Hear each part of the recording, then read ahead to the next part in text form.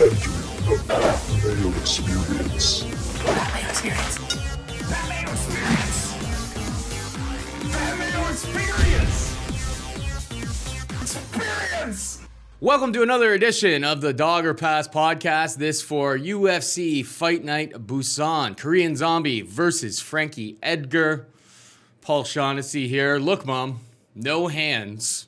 Our boy ZP, Zachary Pencer, helping us out with all these things. Obviously, Zach working doing the sweet cuts behind the scenes here, and I've got my boy Cody Saftic in studio, as is tradition. Coming off the heels of, you know, some people will be like, "Hey, pick Colby Covington." It's like, you tell me that we have pretty much a pick'em fight going into round 5 with Colby Covington, and he's plus 160. I'm taking that shit all day long. Luckily, I was able to actually cash out of some of my bets. After round 2, when he was there and he was saying, you know, that his jaw was broken, I was just like, please give me an escape from some of this action. And they gave me 70% of it back. Killed it on Volkanovski. Made a bunch of really good live bets along the way. Like, it was a very good card for myself, and it sounds like it was for you too. 2 events ago, almost all the favorites hit. It was a very profitable card. Last week, tons of the dogs hit that we liked. Good card. This card reeks watch out trap just to get your money from you right before the holidays. So just keep in mind that after this is like, 3-week break before we come back with the McGregor fight. Mm-hmm. So yeah, I see some spots on the card I like. A month. This is a tough card. It's a tough outing, and a lot of these guys, they got to adapt going all the way to Korea. So, yeah, it could be very interesting. This does feel like a card that you don't want to give it all back. No, this We've been smells doing like well the apple pie last shins. little bit, and it's just like, this is a card, be careful. If you have hot takes on it and you feel really good about it, go for it. But this does feel like a card that I'm not going to be investing too much into. DraftKings contests are pretty small. The card locks at 2 o'clock in the morning, so be mindful of that as well. You may have to stay, I don't know, it's Christmas holiday season, there's parties. I will probably be intoxicated at 2 a.m. when this card locks, so, you know, them's the breaks. I can't tell people, hey, well, you know, there's this card, UFC Busan, so I won't be able to come to your Christmas party. It's a good thing, though, It's a good thing, almost like a safety net put in place, that you can't live bet the early portion of the card, because if you do leave a Christmas party and are completely boozed at 2 o'clock in the morning, you're not going to be like, fuck it, let it ride. It's like, no, don't fuck it, don't let it ride. We've been doing good. Count the good spots. Although, again, let's jump into it here shortly, but I like some of them anyways. Before we get to that, we have obviously a little bit of housekeeping. We've got, I think we're on to Mayo. We got, there's no talk about our boy Lockport. He didn't win. It is Merkalert, Merkalert. You are the winner of $20 DK last week. This week, Pat's got to lay low for a little while now that we're on to him. Yeah, exactly. Whatever his little scam is. Yeah, I'll see if Lockport starts showing up in some of the other giveaways for some of the other shows. We're on to you, Mayo. We are on to you.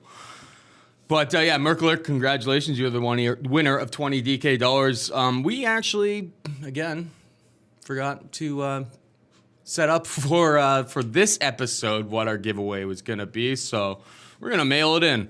What fight are you most looking forward to on this card? There's a bunch scattered throughout. It's not like it's like top heavy or anything like that. There's some really good fights early on in the night.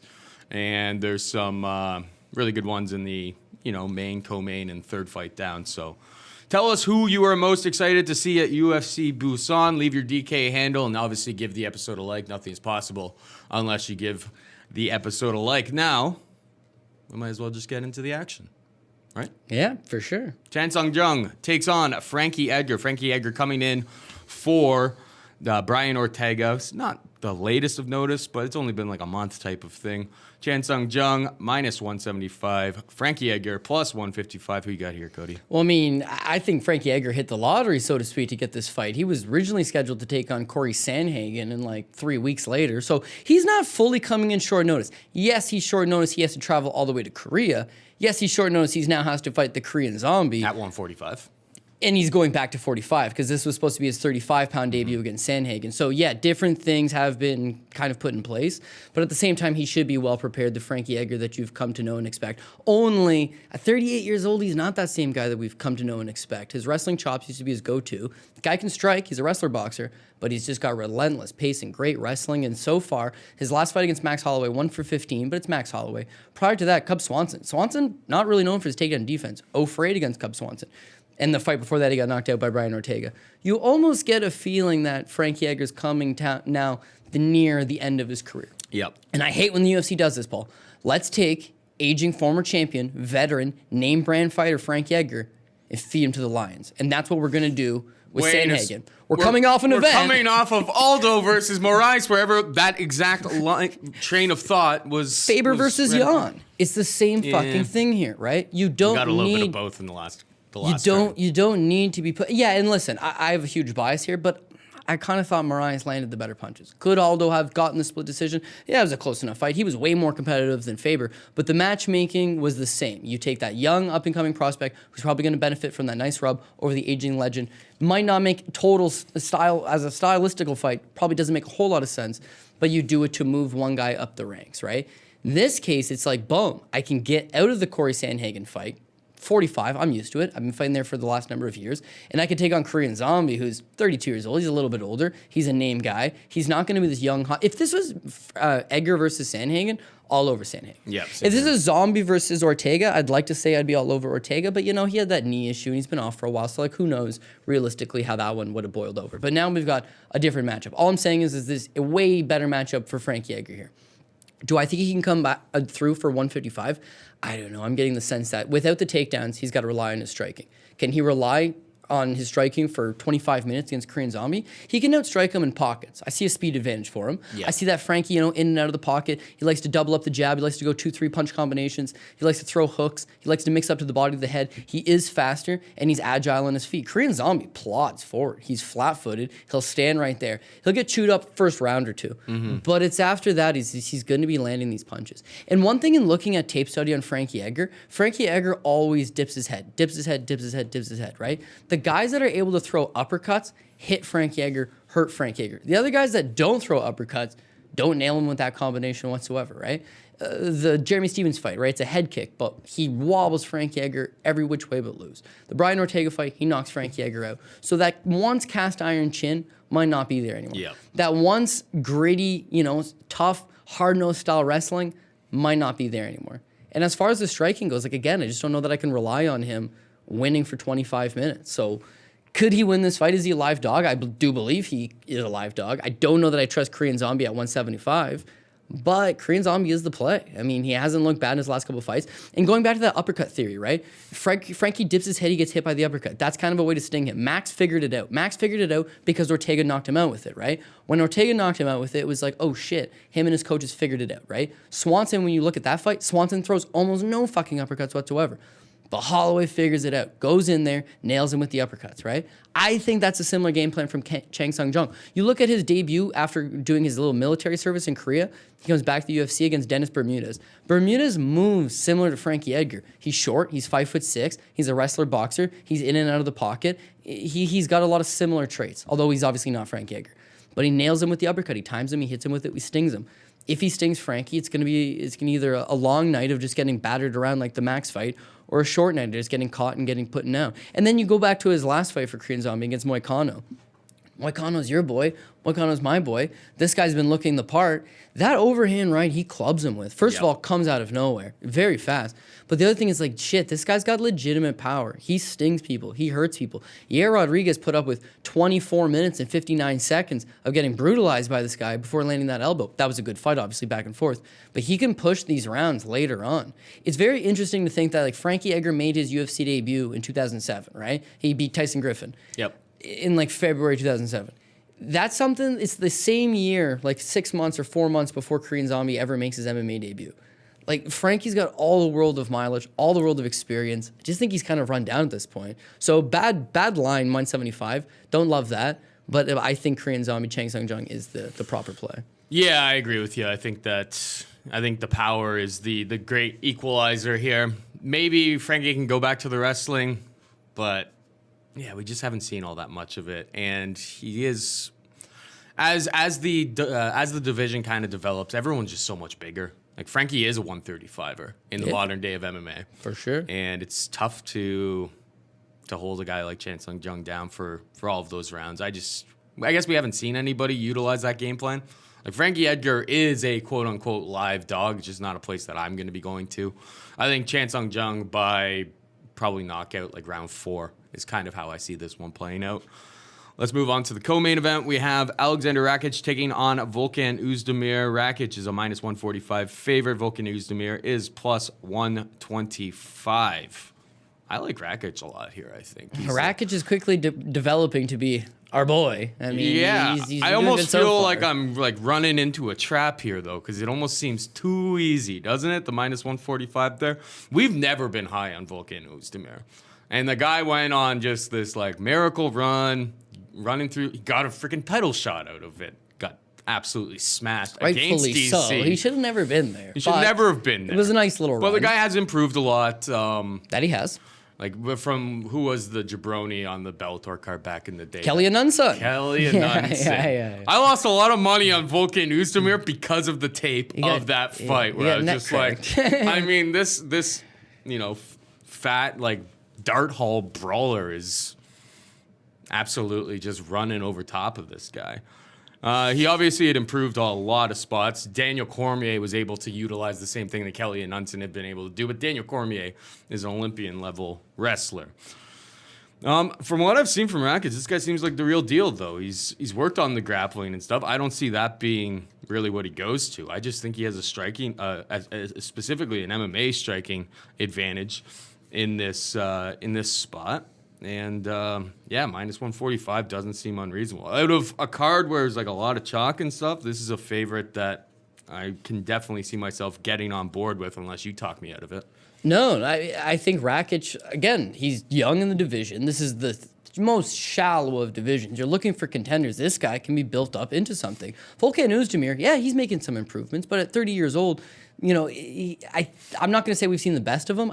We know who Volkan Oezdemir is. We know where his limit is. He got to a title shot, shouldn't have been there, and failed miserably. I don't care who's the champion at the weight class, if it's John Jones or if the Dominic Reyes fight. I mean, he gave a good account of himself, but again, I just don't see him kind of like in those talks of being a title level contender. Whereas Rakic is exciting. He makes mistakes, but he improves. Every fight that you've seen him in the UFC, you've been a little more impressed with him.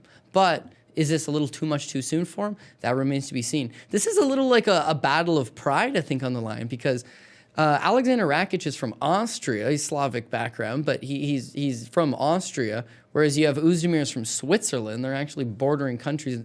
And whereas remember Volkan Oezdemir spending a lot of time with Henry Hoof in Florida? He's actually gone to MMA Factory in France, which is right over from Switzerland. Mm-hmm. And in doing so, he spent a lot of time with Gane on this training for this fight, right? I'm sure he's not doing rounds with Ngannou and those guys, but even Bukachu, who fought in Senegal last week, I'm sure he's going to be well prepared for this fight. But it comes down to that puncher's chance. He's got big power. We know he's got big power. He earned that title shot on the basis of catching Misha Chirkinov and catching Jimmy Manoa. Like, he shouldn't have been there again, but he's got that big power. We know he's got that. The chinniest guys in the division. Yeah. But he doesn't throw enough, and that's why I think it's going to be the difference maker. Like, he's improved his wrestling, and he might try to use his wrestling offense to take Rakic down. I just don't know that he's going to be able to hold Rakic down, and Rakic himself has been spending a lot of time working on his wrestling as well. So let's just say we got a straight-up striking battle, which is what I think most people assume we got here. Yep. Rakic's kicks are fucking nasty, man. He will throw lots of them. He kicks from every angle, inside leg, outside leg. And whereas if you're a mobile guy, maybe it slows you down. Oezdemir is not super mobile. He stands super flat-footed. So they might damage him. I'm going to have to give speed advantage to Rakic. I'm going to have to give output to Rakic. It's people are saying that, maybe Rakic is chinny. Maybe he's going to be able to get caught from that punch.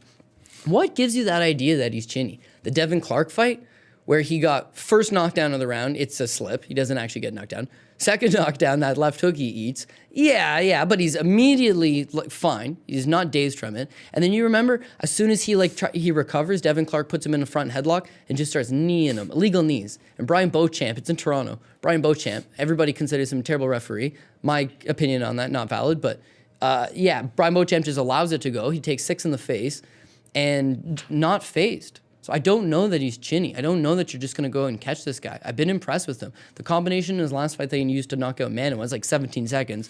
But it just shows me he's got lightning fast. He can go up high. And the last point is that Volkan Oezdemir has kind of struggled against taller levels of opposition. Like when you look at his fight with Anthony Smith, Smith's 6'4", right? Yep. Volkan has early success, but as the fight starts to wear off, he's getting beat onto the jab. He's getting beat to the right hand. He starts to wear the damage. He doesn't deal well with the size and the length of Anthony Smith. His next fight against Dominic Reyes. Yep. Reyes is 6'4" as well, right? Yep. 77-inch reach or something. In that fight, it's close and it's competitive, but where he's having trouble is he's not dealing particularly well with Reyes' length. Now, Reyes has shit volume in that fight. You look at the striking stats, it's like 44 to 34. It's dog shit. Now, Rakic is also 6'4", has a 78-inch reach, longer than the last two guys, and has way more output. So I think he's just going to dance around the outside and chip him away with leg kicks and comfortably win a decision here.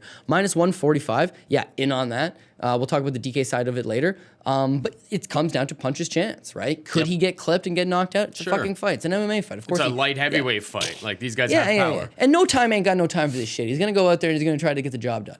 But this is also a stylistical clash where one guy's got the tools to get the job done. 145, not a bad price tag. Feel way better than that over the Chang Sung-Jung fight. So don't mind me some Rakic. Ho Choi returning off of what seems like quite a long... Well, how long was this here? Ho Choi returning year and a half after... since the Stevens fight?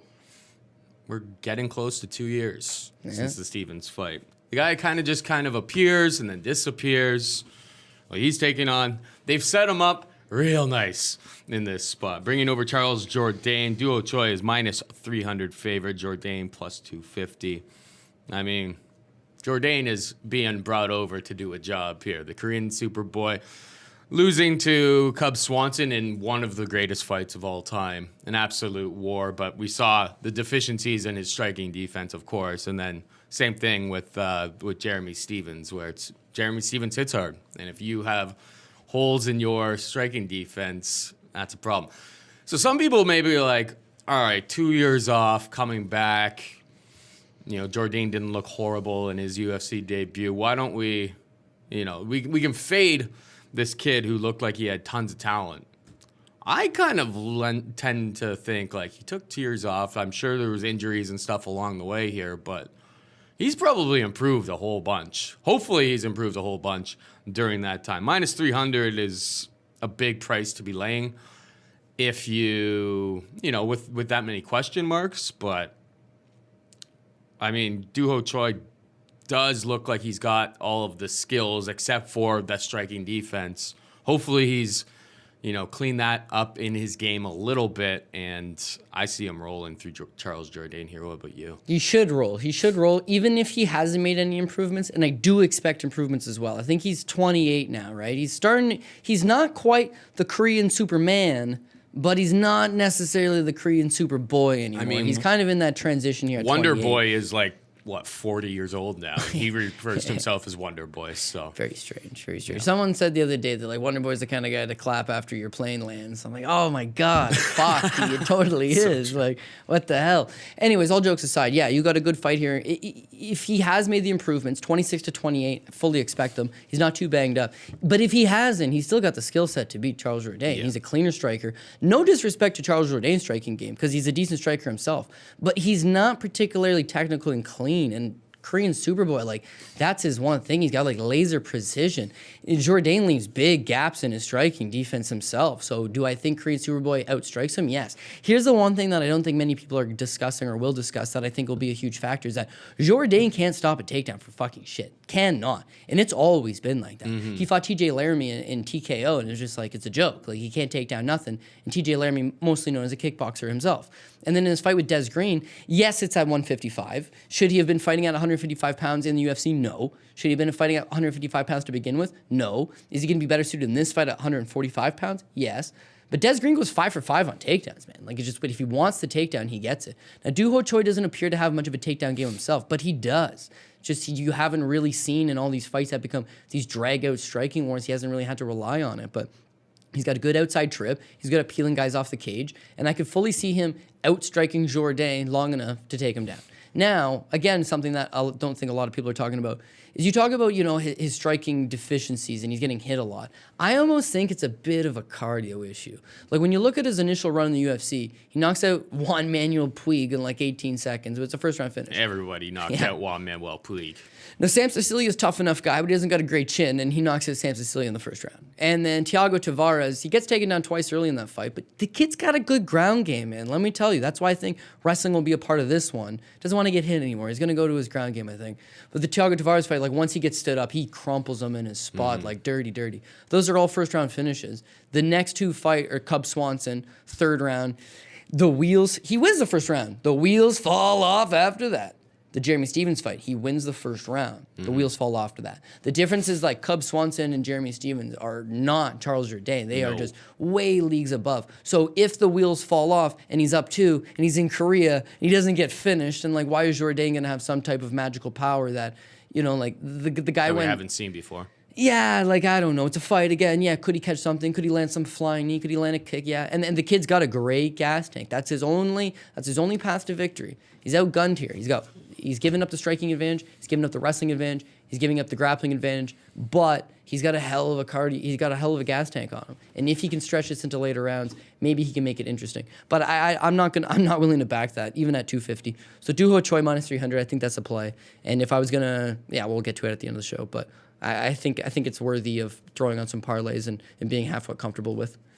All right, we got Mike Rodriguez taking on Da Ung Jung.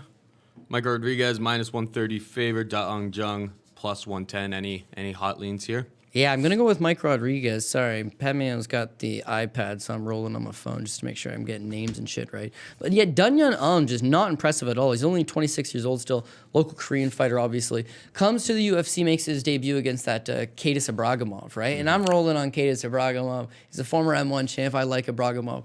Ibragimov defeated himself. That was Homer Simpson versus Boxcar Joe. Oh, yeah, he was laying a beating on him. Dude, he threw everything. You know the expression is everything but the kitchen sink? No, he threw that as well, twice.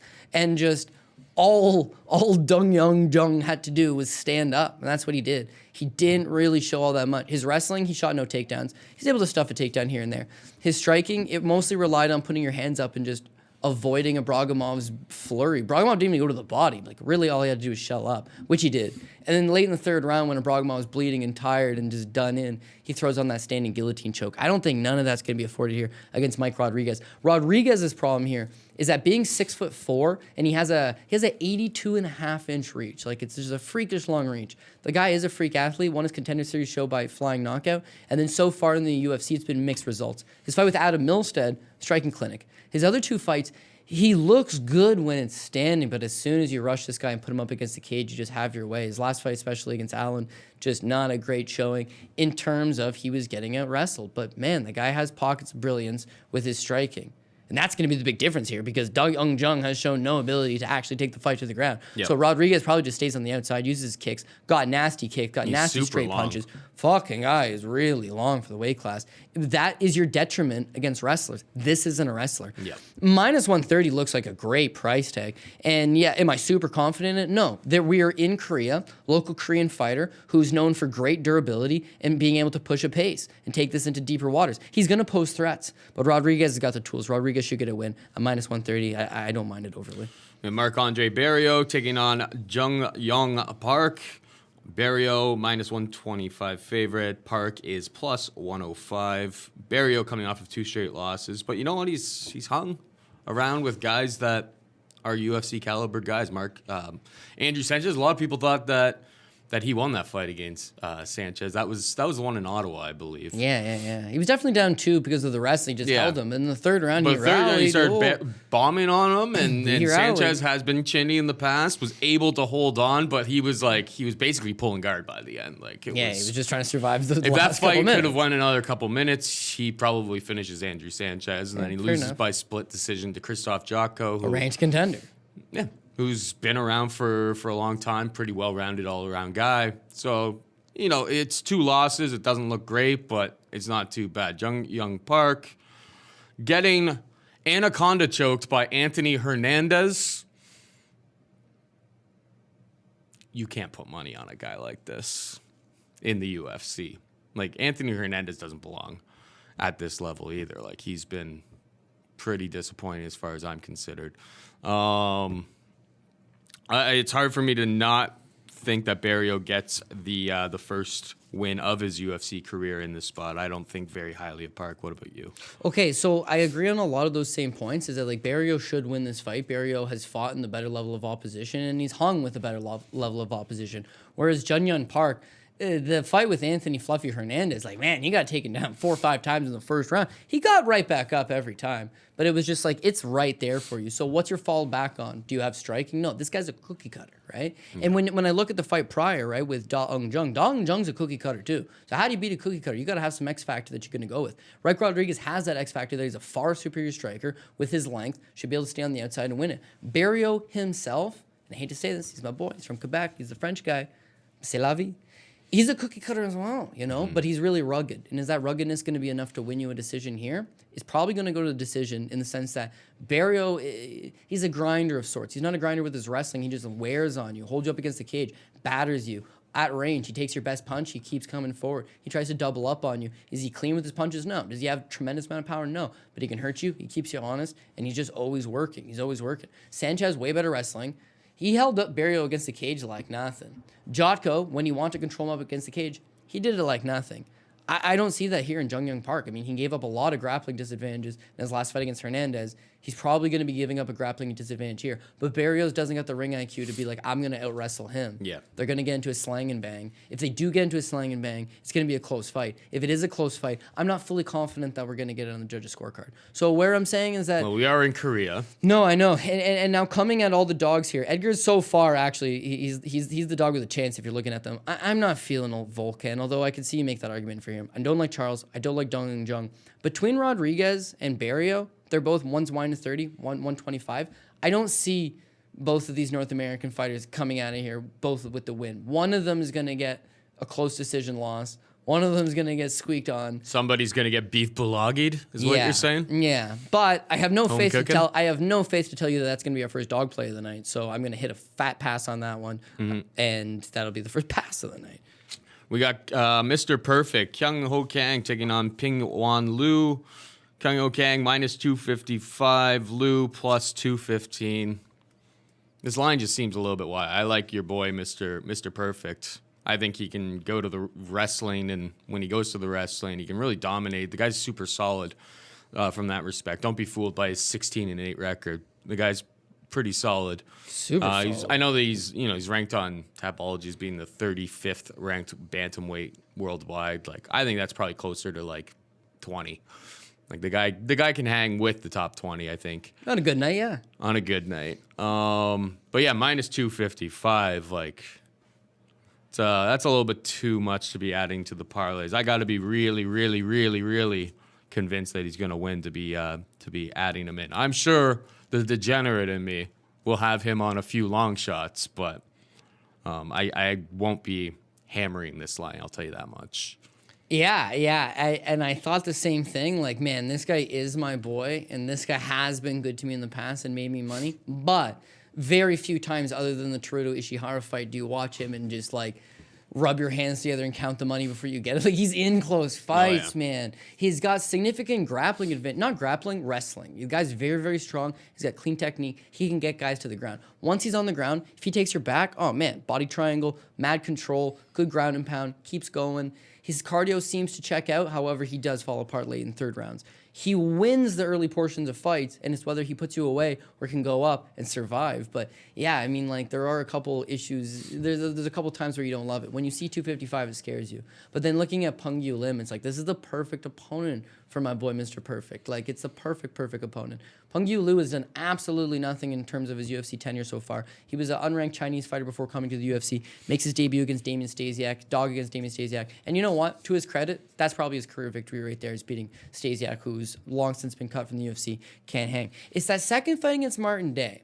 Now, Martin Day, that fight happened last year, 2018. Most people, if I told you, do you know who Martin Day is? And they're fight fans, wouldn't be able to tell you this guy fought in the UFC. Like, this is Dana White Contender Show level of fighting. This is not UFC caliber. He squeaks out a split decision against Martin Day. And in the first two rounds, good argument that Day could have won the first two rounds, definitely won the second.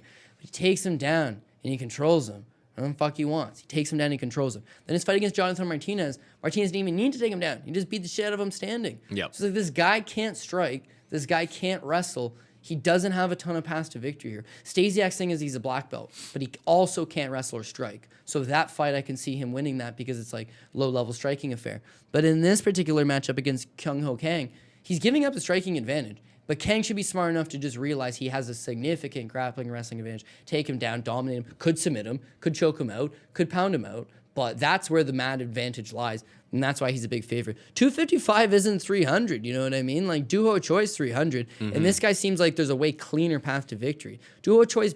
Yeah, take him down, control the action. That's a lot. Like Duho Choi is gonna have to stand and bang, or usually will stand and bang in those situations. And you know how it is, man. When you're watching your fight and you're like, hey, I got money on this. Guy on top punching downwards, or striking affair where Duho Choi is starting to get tired because he's landed his best shots and Charles Jourdain's taken them. Yeah. That's what you don't love. So you're getting better 45-point difference here. For a guy who has shown in the past, like you were talking earlier about Duho Choi, where hopefully he goes to the wrestling. We know Mr. Perfect's going to go to the wrestling. That's what he does every single fight. That's his key. That's where he's. There's nothing better than when you've got money on somebody and they get that takedown, they've got top control. You're like, I'm winning right now. And Pingyu Liu has spent time at Team Alpha Male, but this is one of those cases where you can't just be like, oh, Chinese guy went to Alpha Male, he's going to shore up his wrestling defense. Didn't help him against Martin Day and against Jonathan Martinez. Not like he just got caught by that knee and knocked down in the third round. He put up a terrible, abysmal performance in Sacramento and was down 2 rounds heading into the third regardless. So the improvements haven't been made.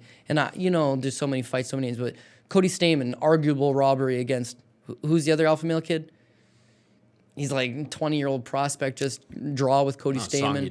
Song Yadong. Yeah. Song Yadong. Same thing there. We assume that the wrestling improvements are being made, and they are being made. But you bite off a little too much. And in this case, it's like, fuck, Cody Stamen knows how to wrestle. He's a good grappler. It's like, shit, you see where you're being exposed.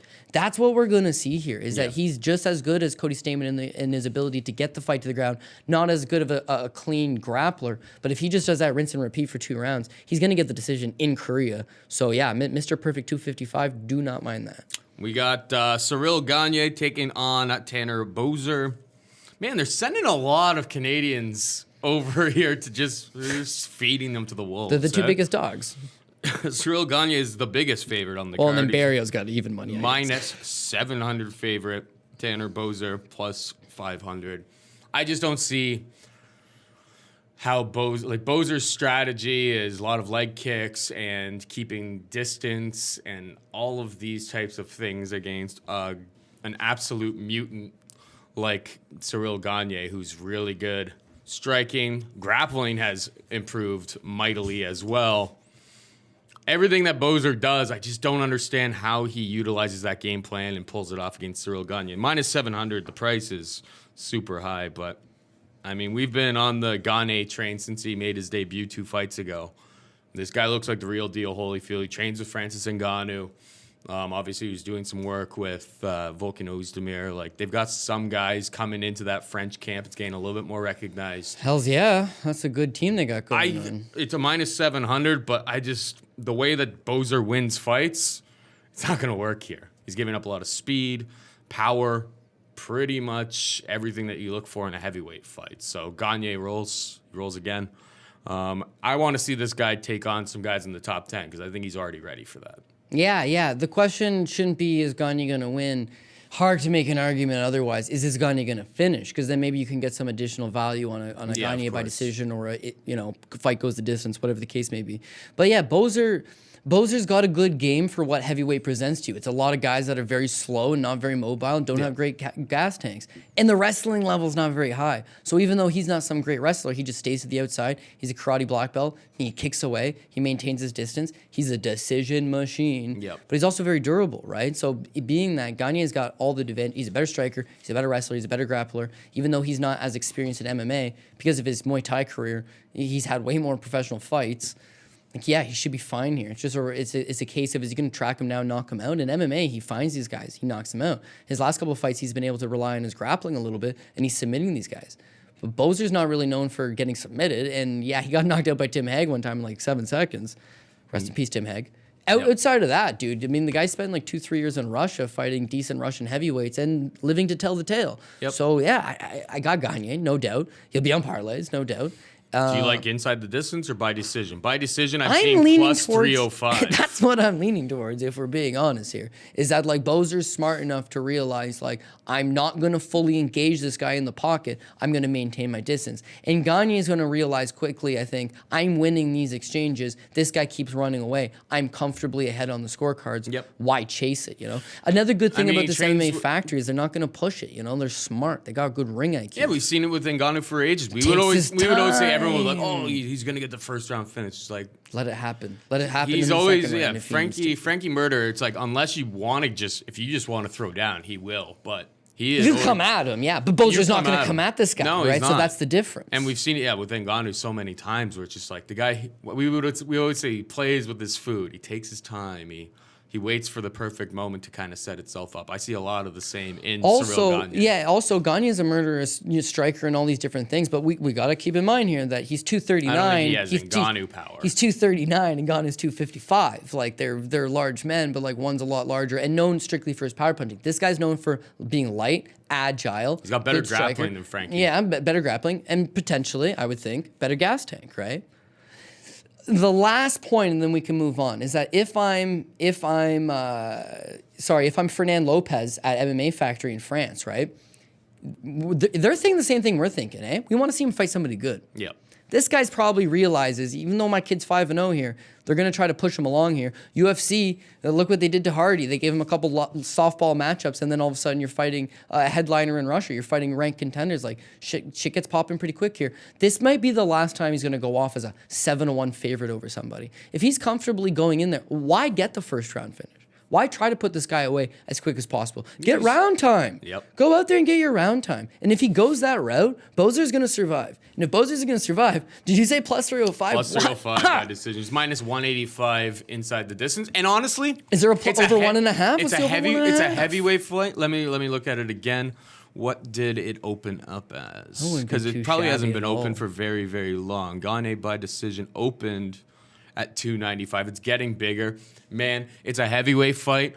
I don't think you should wait until the last possible moment to bet that prop because people like betting heavyweights inside the distance. People never bet. That number will get bigger. Plus, when you And see... like oh, it's yeah, a 3-1 punt. So like When you see 7-1, this is any sport. When you see 7-1, it's a football game. 7-1, it's a hockey game. You think, automatically assumption, it's going to be a drubbin. Drubbins don't go the distance. But this is a case where it's like, yeah, he is a 7-1 favorite. No doubt about that. Yeah. If they're going to give you decent decision prop or over 1.5, I'm going to look that route for sure. we got Sing Woo Choi taking on Suman Mokhtarian. Choi minus 265. Mokhtarian plus 225. I'm sure I know it's what safe you to think say against Mokhtarian. never, ever bet a Mokhtarian.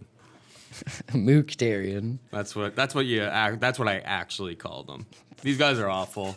They have that other, Nadia Qasim. Yeah. Everybody from that gym is That's his like fiance. yeah.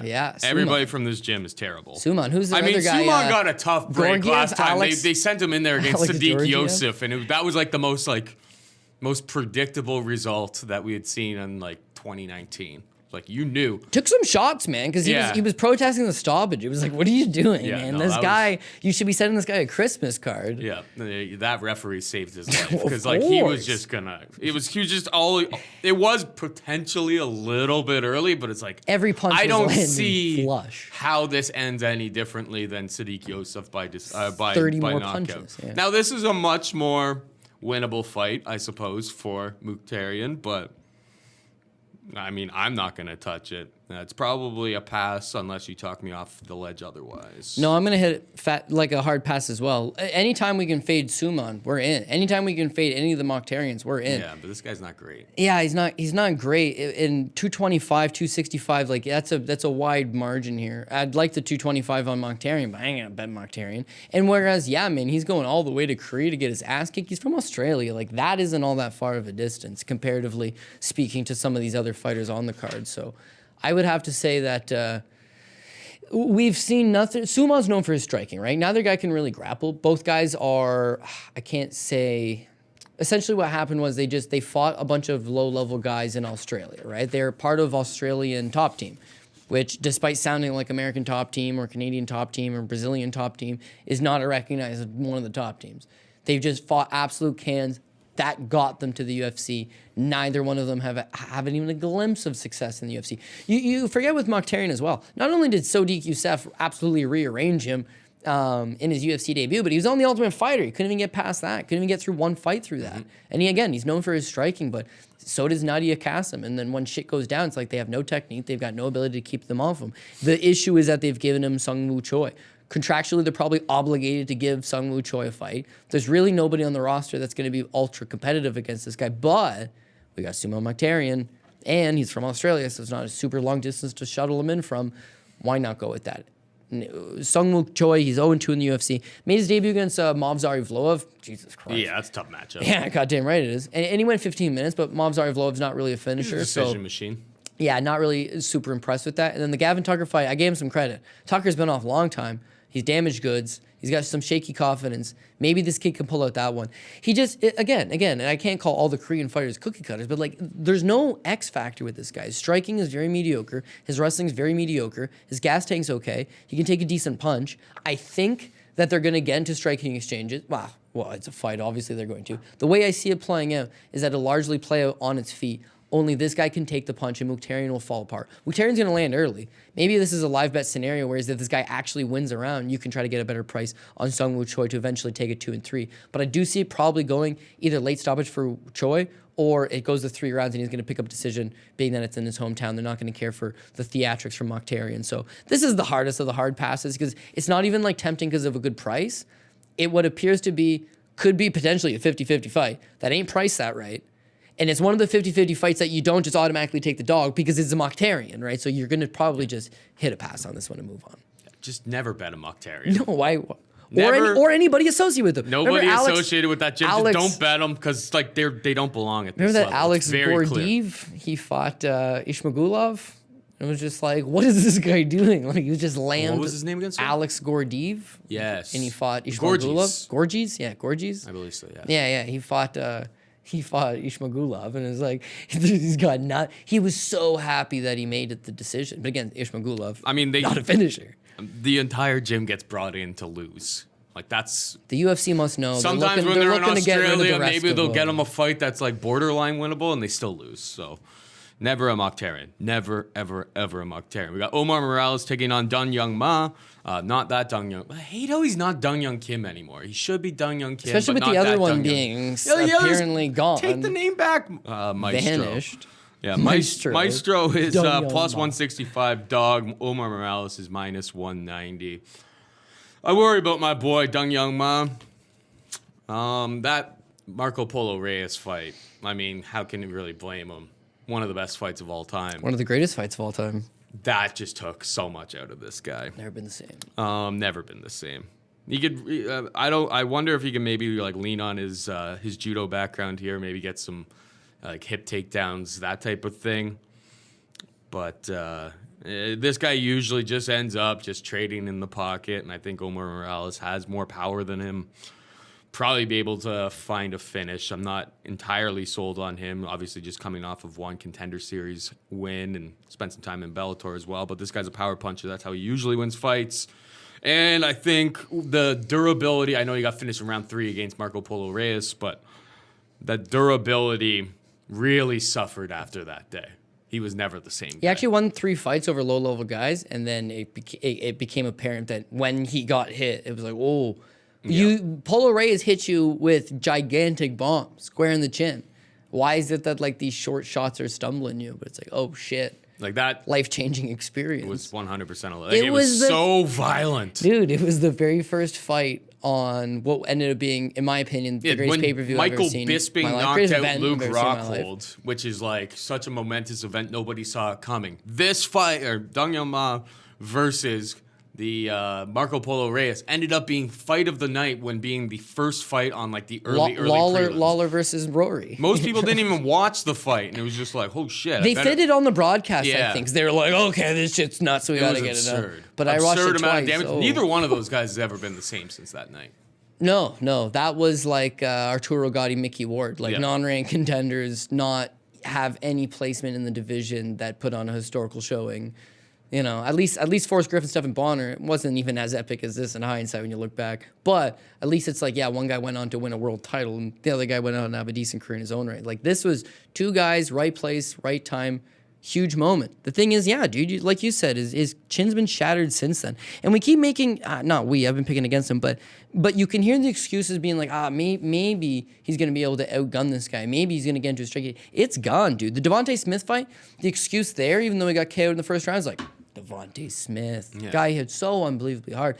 The Scott Holtzman fight is where you're like, he can't take the damage anymore. And he doesn't have the striking defense to stop taking the damage, too. His chin's up. He's just eating it. Right. So now you go back to like, well, maybe he can use his judo. The thing is that like, when has he ever used his judo? His judo is only something that's on paper. Used a couple times. Yeah, it's like what? Brendan O'Reilly was that, or Damian Brown? Yeah, it was Brendan O'Reilly. Yeah. Yeah, he uses judo once in a while, but this is like MMA high level 2019. It's more advanced. And Omar Morales, now listen, I don't want to get too high on him because at minus 190, it's too good to be true. So something's off. He's 34 years old, and yet he's making his UFC debut and has only got 8 professional fights. And he's a deadly power puncher. So if Dun Young Ma for chin was to, for whatever reason, hold up, I'm not certain that Morales is going to be able to keep this going in rounds 2 and 3. Now, against Harvey Park on the Contender Series, like, dude, that guy was the LFA champ, and he blitzed him in the second round. Yep. Fuck. This guy's got some legitimate power. He's a Henry Hoof guy. There's no doubt that he's going to touch Dong Young Ma's chin at some point. And whereas the Polo Reyes fight, he could take it. Now, he can't take it. So you're going to go Morales. Again, this is a massive trap because I want to tell you, load up at 190, great play. 8,800 when we get to DraftKings, like, what up? But it's like, if you load up too much, from DraftKings he's 34. He might not have a good gas tank. He's in Korea. He's traveled all this way. I could talk myself out of it, even though it might be that apple pie shit. You have to remember, so if he trains at Hard Knocks 365, right? Yeah. I don't know when he heads over there. Ideally, he's already, let's hope that he's already over in Korea right now. I'm sure he is. They're all there now, but apparently there's no altitude, so a lot of guys went late. Not even that. I'm just saying that this card goes off at 2 a.m. Yeah, so it's like, think about how messed up, like, when these guys fight, it'll probably be like 4 o'clock in the morning, our time. He's from Florida, same time as us, so it's like 4 a.m. Try waking up at 4 o'clock in the morning and doing anything. Yeah. I'm sure there's some blue collar workers out there just being like, Paul Shag's super soft. Yeah, some guys I are wake grinders. up at 4 a.m. every day. It's just like, thank God I don't have to do that. Yeah, but those guys get tired early. By like 2, 3 o'clock, it's like, holy shit, man, I'm zapped out. It's like, this guy's gonna, even if he goes over there and is mad jet lagged and is sick because of the travel and the different culture. And like, when you go to a different country, a different continent, you typically get sick, which is why they want you to go early. Get sick, 3 weeks out, heal, be good to go. All of those things could affect the guy theoretically. If they all theoretically affect him, he'll still have a good first round. Yeah. It's that he'll burn out after the first round. He needs to knock him out within the first 7 minutes. Now, he has been decision, and he got a second round knockout in that Contender Series fight his last time out. So I'm only speculating he'll gas out. I'm only speculating that the turbulence might mess with him. He could cruise. I want him to cruise because at minus 190, it seems like that's your too good to be true play of the week right here. We get one every week. They were like 0-6 for a while, but you get 2 in a row. So I'm worried that the Rakic one is a little too bit good to be true as well. I'm nervous. At least Oezdemir is a I'm going to end up contender. having money on it, but I am a little bit nervous that it just seems too easy. Alexandre Pantoja minus 230 favorite taking on your boy Matt Schnell. I feel like you bet on Matt Schnell pretty much every single time. Do you have a hard lean in this one? Yeah, Matt Schnell has been fighting quite a low level of opposition and is able to look good Finally against get them. some wins. Yeah, you know what? He can strike and he can grapple. We've seen that his last 2 fights with the submission game, the submission win over Louis Smolka in particular. It's like, yeah, fuck, man, he's good off his back. But good off your back's not going to do you anything against Pantoja. You're going to submit him off your back? Just went 3 rounds with Formica. You're not submitting him off your back. He's a black belt. If he takes you down, you're in trouble because he's going to be on top of you. He's got decent top control. Okay, now let's say it's a striking battle. Schnell's faster than Pantoja, but Pantoja can take a great punch. I mean, he went 3 rounds with Figueiredo, right, in his last fight. It's just like, okay, so we know that he can grapple with the good grapplers. He can strike with the good strikers. He lost both of those fights. We kind of, and he's still young-ish, but I think we've realized where he's at. But it's like he's still got skills. He's still got top 15 range. Yeah. He can fight a guy like Dustin Ortiz, and it's a competitive fight. You know, he's taking him down. He's taking his back. He's looking for submissions. Like he's in against high level of opposition. Now we're gonna downgrade him a level of opposition against Matt Schnell.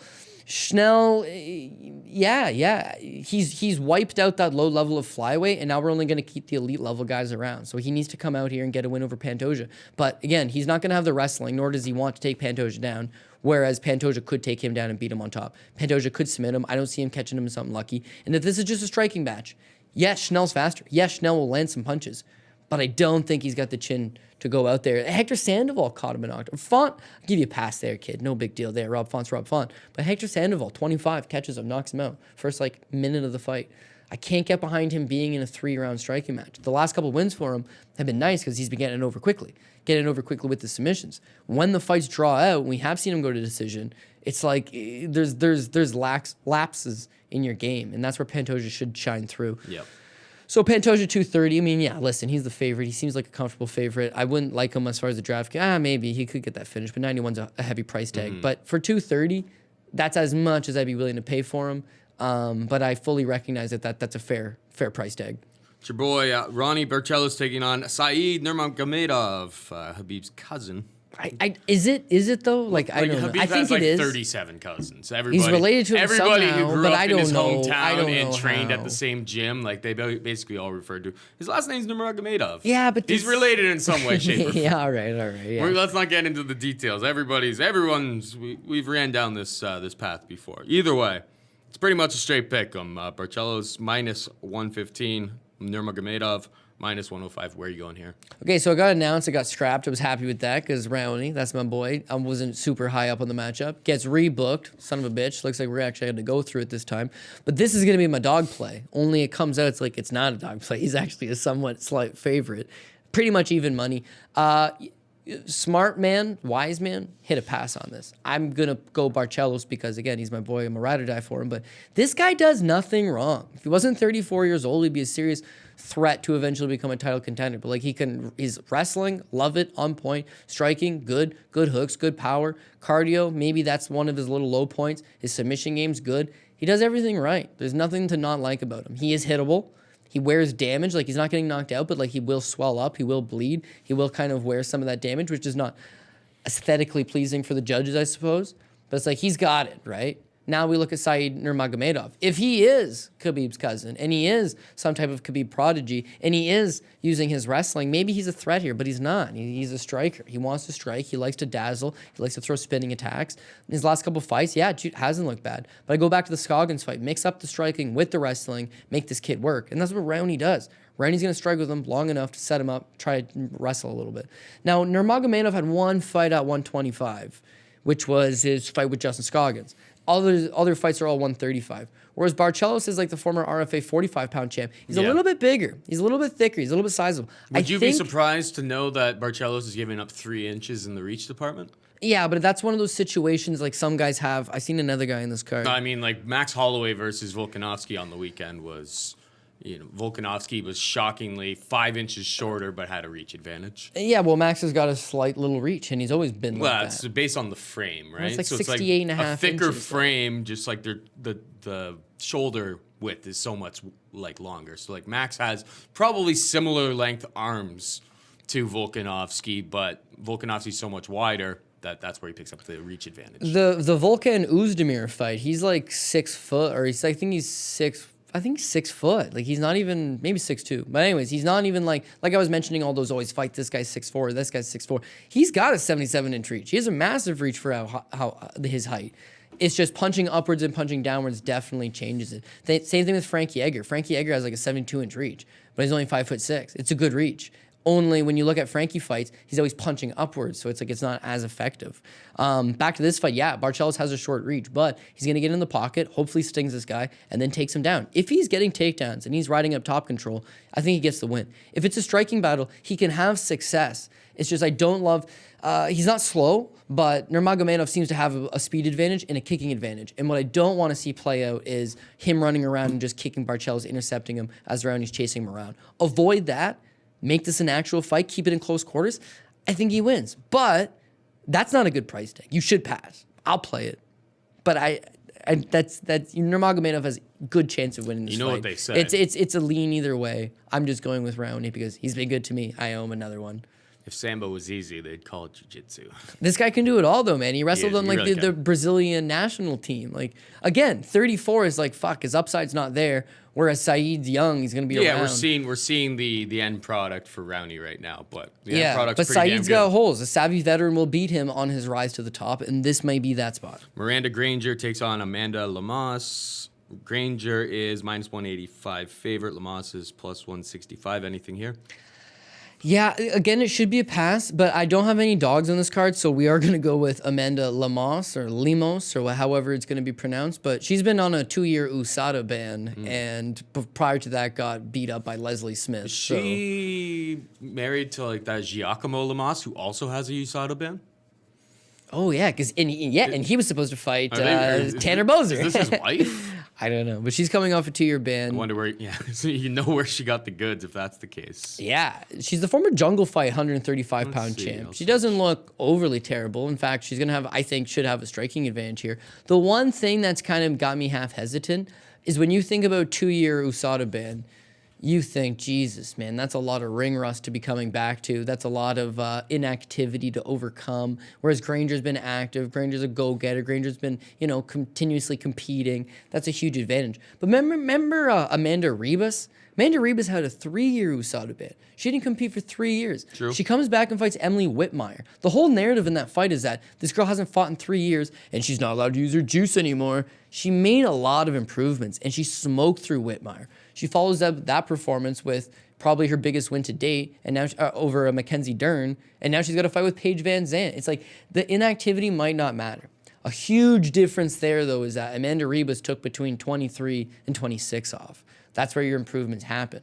Whereas we have Lemos here taking between 30 and 32 off. You could make a strong argument she's on the backslide. But Miranda Granger hasn't really done anything exceptionally. She trains out of a very small gym. She's one of the top fighters at said gym.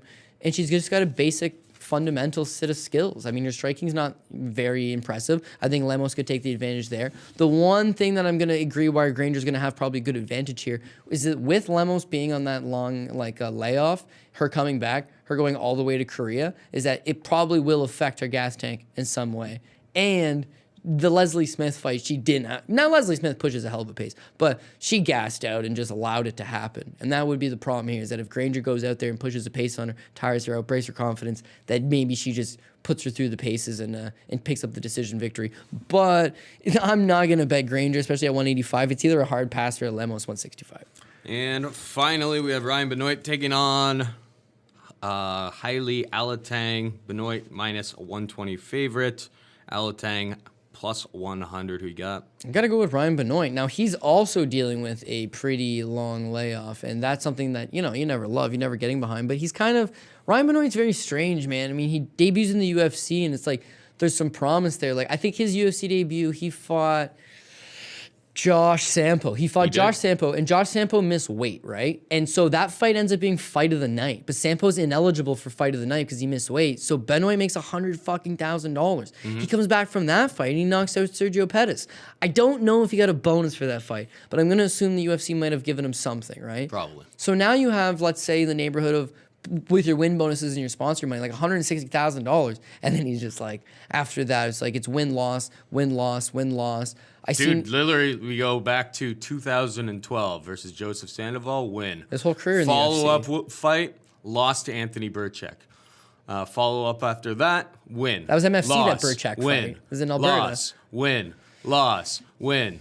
And then he had a grappling matchup. I don't know. He lost. Do we count But that? if it counts, he's going to win this. But if it doesn't count, he's going to lose this. Yeah. That's the tough The part Anthony here, Paul. Njokuani trait from years back. Anybody who's watched the show And the for random like 5 Marcos, years. man. She's continuing the trade. Yeah. Yeah. Okay. So I'm not going to count a grappling match at Kasai Super Series. So this means that maybe yeah, he's it's in a line for decision. He didn't get loss. submitted or nothing, right? I mean, yeah, I don't know if he. This guy's it's really hard to know. Like Super, he does what I'm seem getting to have at some though is skills. like he's His wrestling, massively inconsistent. yeah, and, his wrestling hasn't been bad. He does pack a punch for a guy. he in this weight debuted. class, He debuted but- in what? 2014, 2015. Yeah, in the UFC. Yeah, UFC Sample is debut is 2014, I believe. 2014, right? And he's 30 years old now. 2013. So, right. But like right at the end of it is November. 2013. Yeah. Dude, he debuts in the UFC. He's 23 years old. Yeah. Now he's 30 years old. What the fuck has happened in between? Like, it's a run of a lot of inconsistency. When you do see him, the skills are there. This guy can strike. This guy's an okay submission game. Above all else is that people usually say he's not a great wrestler, but like, yeah, man, he is an okay wrestler. He's actually little known to a lot of people. He's a 3-time high school state wrestling champion in Texas. Didn't wrestle collegiately because he got into MMA, but like, you'll see in his fights, he's not actively pursuing takedowns a lot, but he can scramble. Like, you try to take him down, he'll scramble and get back up. And here's the kicker here. That's literally Alateng's only key to success, is he needs to get a hold of you and take you down. It's not that he can't strike. He's got a little bit of raw power. It's that he doesn't throw shit. He'll stand there and just allow it to happen. And Benoit's very comfortable with that. He's very comfortable. He's got a speed advantage. He's just going to come in and out of the pocket, outpoint this guy, slowly put the paces to him. If Alateng tries to take him down, he's going to have the scramble ability to get back up or just flat out stuff the fight. Now listen, he's looked very lethargic in a couple performances. 2 fights ago, I think he fought Freddie Serrano. He got the win. It was a close enough fight. But you got to realize that Freddie Serrano wrestled in the Olympics. Like, that guy was a legitimate wrestler. He was more worried about his takedowns, which, by the way, he did a great job of stuffing and eventually doing enough to outstrike him and get the victory. That's what I see here. He's fighting a lesser wrestler who's, by the way, Freddie Serrano is like Yoel Romero. He's a freak athlete. Yep. This guy's not. He says he's 28. That's a fucking lie. And he's a Mongolian wrestler. It's like more of a Greco-Roman style. He's not a freestyle guy like Freddie Serrano. So I think he's going to have success stuffing the takedowns. Once he stuffs the takedowns, Alateng just doesn't throw enough to physically win the fight. So I think Benoit's going to do that. Minus 120, again, it looks too good to be true, to be honest with you. I don't like taking all the favorites, but it's just where's his head at? And I can't tell you where it's at. And for that reason, again, you're probably better off to pass. I'm but not it probably- looks too good to be true. Minus and 120 seems I'm gonna- real nice considering that American wrestling versus this Mongolese. Like, I don't know if we haven't seen anybody just take Ryan Benoit down and just lay on top of them. No, in his UFC if he career. gets super tired, and what I'm worried about is because of the distance and the time off, maybe he's one of those guys that gets super tired. But when you look at Alateng's first fight in the UFC, can't pronounce the name. Bagdargral or something like Another Mongolian wrestler, right? And it's 1-1 going into the third. Like, know they if it's split Mongolian, they but- split the first 2 rounds striking in just the most horrendous looking affair. And then in the third round, he takes him down, took his back, and rode it out for 3 minutes, I think, and then gets the decision. that. like Another Mongolian, you're right. yeah, right. Not a good time, not a good performance. Are those the only 2 Mongolians to ever fight in the UFC? I believe so. Because your boy yeah. Jumba Dirky, He fights in one FC. Jumba He never made it. Dirky He's Turshin, Legends. Yeah. he fights everywhere Jumbayaki. else, just never in the Yeah, UFC. yeah. No, exactly. So I'm seeing Ryan Benoit was a decent American prospect that has a skill and has just lacked a lot of inactivity. He matches up great in this spot. It's that we got to question the narrative of if his head's in the game and like how cliche is that. Yeah. So I would just try to bypass it and say Benoit. All right, let's get into the DraftKings breakdown here then.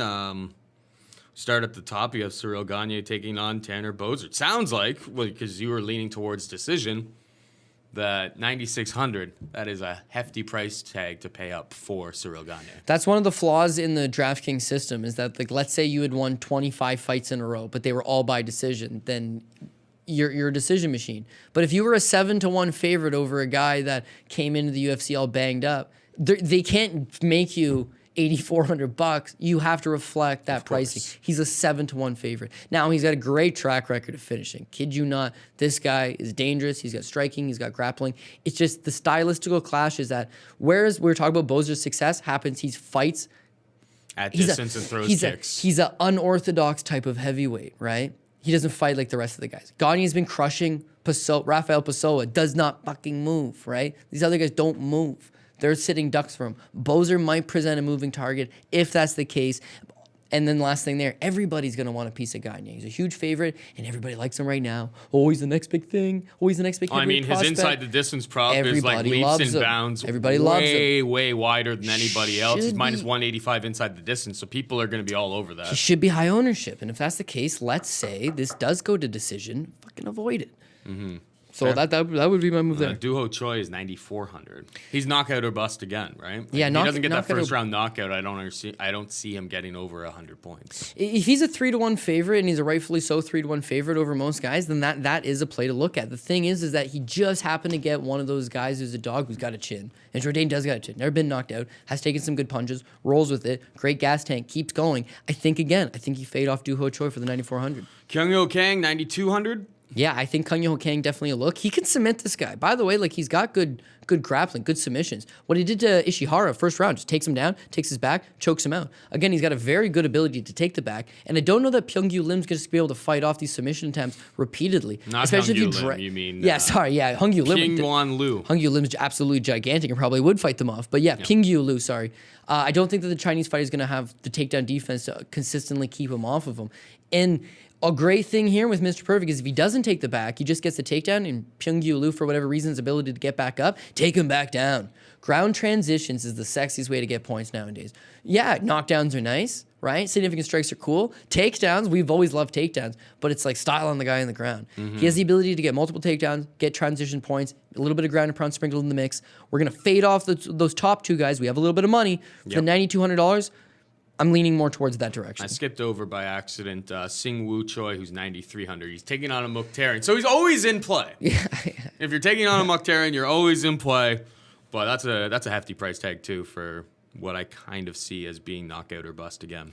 Yeah, and again, if he goes out there and wins in the second round, but not a whole lot has happened, maybe 30, 40 significant strikes plus that second round finish and the victory, is 9,300, like that's his upside. Whereas like Mr. Perfect, not one of those guys that's going to break the slate, but he could score huge. And theoretically speaking, looking at the other guys, Duho Choi could, I don't think he's going to, and Cyril Gane a lot more comfortable with, like he could go off as well. Of course. Those guys could go off big. I feel less comfortable with Sung Woo Choi. However, yeah, I mean, we made the joke last week, Ben Saunders, Matt Brown. It's like, it's not even just Matt Brown. It's like guys that fight Ben Saunders traditionally they score a lot of points, right? And when we're going to talk about fake stun gun Dung Young Ma, like guys that have been fighting him recently, you're just in for a good night. Suma Mokhtarian, same the get right spot, same thing, right? So yeah, he's going to be less owned because he's not that name. He's 0-2 in the UFC. Is not a sexy play whatsoever. He'll have way less ownership. If you want to go that direction, go for it. I'm not super comfortable, although I definitely see the justifications to it. Pantoja versus Schnell. Pantoja could take him down, finish. He could knock him out. He could submit him. He's got past to victory. I don't love it. He's giving up the speed advantage. Schnell has been good to me. You know, he has been my boy in the past. Not loving it, but in comparison to some of the other guys we talked about, I would say Pantoja for $9,100 has good upside.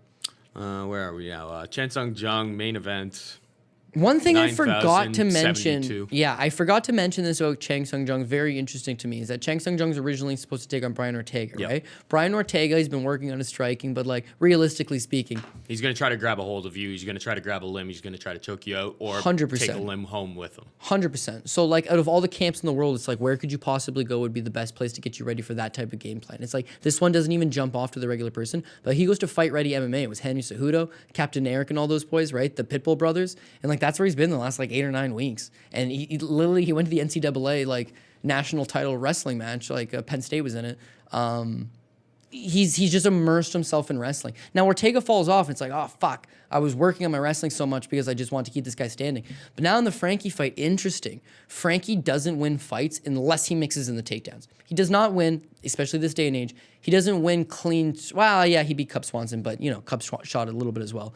It's just that what makes him dynamic is ability to shoot those takedowns. He doesn't want to stand for 25 minutes against Korean Zombie. So yeah, $9,000 against Korean Zombie. He keeps the fight standing. Frankie's going to pose a little bit of a problem early, you know, that speed advantage in and out of the pocket. but grind him out and get the finish. I see it as an okay play. However, you and I both agree on this, that the most likely scenario that we both see is Chang Sung-jung 4th round finish. He's not going to score any takedowns against Frankie. He'll have no ground transition against Frankie. A knockdown, I'm not going to say it's going to be fluky, but we're not banking on Frankie that. has a speed A advantage. 4th round He stays finish out of trouble. might not be, He doesn't, yeah. The significant strikes don't add up. Might not be worth it, even with a 4th round knockout. Yeah, this is a main event that I don't think you have to play. And Frankie's been knocked out one single time, so it's not like we want to If you say think Frankie he's Edgar chinny, wins, but we can't then, bank on him being then chinny. you're probably relying on takedowns. I could see.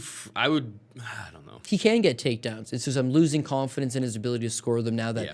if you look at his record, 35 is his last hurrah. He had 2 primes in his career, 2 runs, 2 separate runs, an elite 55er and an elite 45er. And it caps off in 2015, he's 35 years old. And since then you see the cracks and he's 36, 37, 38. Because of that, I can't have the faith in the wrestling. So Chang Sung-jung, not the worst one in the world, but again, he might be one of the highest owned guys if people decide to go in that boat. Everyone 9,000. goes to the main event. 5 rounds does help with that floor, though. There's a lot of unknown commodities here. Like, I would rather Omar Morales at $8,800, who could just absolutely torch him in the first 3 minutes of the fight. Here's probably the key spot. Is Miranda Granger versus Amanda Lemos. You liked Amanda Lemos as maybe a dog play that you'd consider playing this week. She's 7,300. Yeah. You're going to have to save money somewhere to get in a couple 9,000 people. You're going to absolutely And if you're not on with Granger, then Lemos is your cheap play down there? Yeah, I would agree. If you're playing the Amanda Lemos, $7,300. There's nothing really sub 8,000 that we've been narrowing down as this guy's got a shot. Saeed Nurmagomedov at $7,800. Then, that could be a good cash type play. But because he's unlikely to knock out Raoni or submit Raoni or score any type of ground transitions or takedowns on him, I don't know that even at 7,800 he's that big one to put you over. Schnell's not getting no finish. He's not going to finish Pantoja and score big. Morales has first round knockout capability. Yeah, Morales, we're not going to go against Morales, but if he fades him out and beats him late, maybe if you had any faith still left in Dong Hyung Ma's chin, maybe he extends him. Maybe that's your play at 7,400, but I don't. Sumo Mokhtarian, nope. Tanner Boser. Even if Tanner Boser pulled off an epic, legendary victory, it still wouldn't be worth it at 6,600.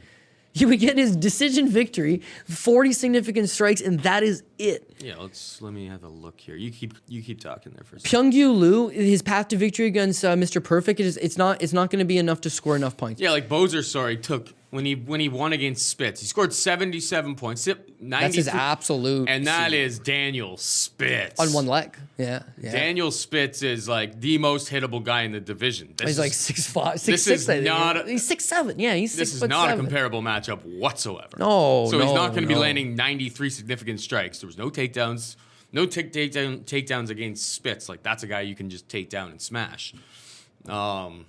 He's that is probably Tanner Boser's ceiling, and it's 77, which at 6,600 would be great. He is not hitting Cyril Gane 93 times in this fight, or significant strikes that many times. No, it'll all be leg kicks. Nothing will be. It won't. Those all add up. Every single leg kick is a significant strike by rules, so those do add up. It's going to be really hard to be landing these leg kicks and not just eating shots right down the pipe against a bigger, stronger man. Yeah, absolutely fair. Absolutely fair. We talked about Pyungyu Liu. He just doesn't have the path to victory to score you points. Jung Young Park, Barriault's a junkyard dog, man. Even if you do beat him again, it's just you're not going to score a ton against him. Sanchez was a D3 or is a D1 3-time D1 All-American. He struggled with him up against the cage. It's going to be hard to score. Mike Rodriguez, 89 or 83. They're both okay plays. They're both okay plays. We're going with Rodriguez, at least I am. 8,300, he's got good upside. He's got the striking advantage. I like it. The flip side of that, if you're trying to save money, comparatively to these other sub 8,000 guys that are going to either get wrecked or just be in low-scoring affairs, Dong Jung does push a good pace. And, Rodriguez can't really grapple all that well. He's so big. Maybe he figures out a way. We haven't seen it from him. Maybe he figures out a way how to incorporate his grappling a little bit, and maybe he scores you some points. If you're desperate, that could be one you look towards. Charles Jourdain, he's going to have to rely on a third-round comeback finish. Yep. He won't score anything in the medium. Not huge on that. Volkan Oezdemir and Frankie Edgar, at this point, you got to consider them both as decent DK plays. Volkan, if he does beat Rakic, going to knock him out in the first round, right? If you don't have money, at least a $7,600 play has a massive bit of upside here, is that the guy has made improvements. Since the Anthony Smith fight, cardio's improved, wrestling's improved, looked better against Reyes, and then Latifi, I mean, geez, he absolutely smoked Latifi. The difference is Latifi's 5'9" and Alexander Rakic is 6'4". I don't think Oezdemir is going to win, but at $7,600 on a GPP, he's got a lot of upside. I mean, I kind of, well. If Frankie, you can play Frankie on cash because at $7,200, I mean, he's going to get rounds out of him, I believe. He's not so chinny he's getting knocked down the first 10 minutes, and he could get takedowns. He's not strong enough, or does he have the grappling to hold down Korean Zombie at this point? Korean Zombie will get back up, but Frankie's tenacious. He's always throwing punches. He's always coming forward. He pushes a pace. If you do rock him, the best version of Frankie we've ever seen is when he's rocked. Even old man Frankie is better when he's rocked. Stevens kicks him in the face. He takes Stevens down after that. 0 for 4 on the first 4 takedowns. Kicked in the head, half concussed, takes him down. He's got a second gear. That second gear will score you points even if he ends up losing the 7,200. That's again, if you need money and you're looking at who's your safest option, you consider them. But as we've previewed in the who do we think is going to win the fights, I like Rakic, we're so not betting. I'm probably going to play Rakic at 8,600. Completely fair. Then you would have to go with the Lemos, who, I mean, geez, how much of a shitty situation your lineups are riding on. If you're playing one lineup, your lineups riding on this Amanda Lemos, 32, hasn't fought in 2 years because of a suspension. Like, come on. I mean, it's early in the That's week. what you have to do. It's or you somewhat could early have in Frankie, the week. Hopefully, I find another or you spot could to have go to Frankie here. Edgar. He's Who's in a 5-round fight, as long- cheaper. yeah. He's a former lightweight champ. He's got all the back class and pedigree in the world. He's in a 5-rounder. He's got wrestling. He's got striking. He could out-wrestle Korean Zombie. That is a legitimate path to victory. I don't see it happening, but he could. He could outstrike him in pockets, at distance. Yeah. You know, there's pass there. He's a better pick. He's probably a better play. Lemos, it's like we're making an assumption there. So that's all I'm saying is one feels better than the And other. then any interest in Benoit versus Alateng as a DK play? Yeah, he's 8,200. He's mid-range. This feels like the card to me that you're not going to be able to afford a lot of cheap plays to offset your high expenses. Yeah, so you go mid-range. So you're going to have to keep it to the mid-range. You get a Benoit, Rodriguez. Benoit, that's an 82, that's an 83. You know, if you end up with a couple, Omar Morales is only $8,800. Raoni Barcelos, like even at 84, Then you don't have to get like, too greasy where you're trusting Amanda Lemos. Yes, then you can avoid getting massively greasy. If you get massively greasy, you'll end up with one of these massive plays. You know, you might get, but again, we're talking about the guys that get Gane. What are they going to have to take? What's the exchange? If you want Gane, what are you going to have to compromise yourself with? So try to keep it balanced, folks. Try to keep it balanced. And before we get out of here, why don't you hit us with the Pogie Rob parlay? Pogie Rob parlay, yeah. Okay, so it's a cheap one because it's mostly favorites. But 2 weeks ago, what was it? Favorites were like 11 of 13 or 11 of 12, 10 of 12. Anyways, Mitchell was the only dog to come through. Yeah, and you outlined it. Yeah, Jair Zinho, when we did the show, was the underdog. Yeah, he went off as a And 35, he minus only 135. won by getting knocked out, by blowing up his face in He was the favorite. the last four seconds. So Yeah, what was the easy hedge out? tough scene. I wish he would have stayed as the dog. Would have made it a much easier hedge out. But Well, you hate when everyone, they I take think, money as the on night it. was going on, everyone just like hedged out all of their parlays and stuff like that. That's why he became, I think, the favorite by fight time. Well, this is another easy one too. If the parlay makes it far, like even if you don't put all 12 fights on it and maybe you're like your 6th fight that you felt confident with, if you get to the main event, you do have Korean Zombie, it's an easy hedge out because Frankie's plus 155. But we are going to go with Korean Zombie. We're going to go with Alexander Rakic. He's Serbian, I'm Croatian, but passes the pass, man. He's my brother. I love this guy. Duho Choi, he's going to get the victory. Mike Rodriguez, minus 130. That's some value there. Barriault, minus 125, but that would actually be a smart pass for you, but he's the official pick.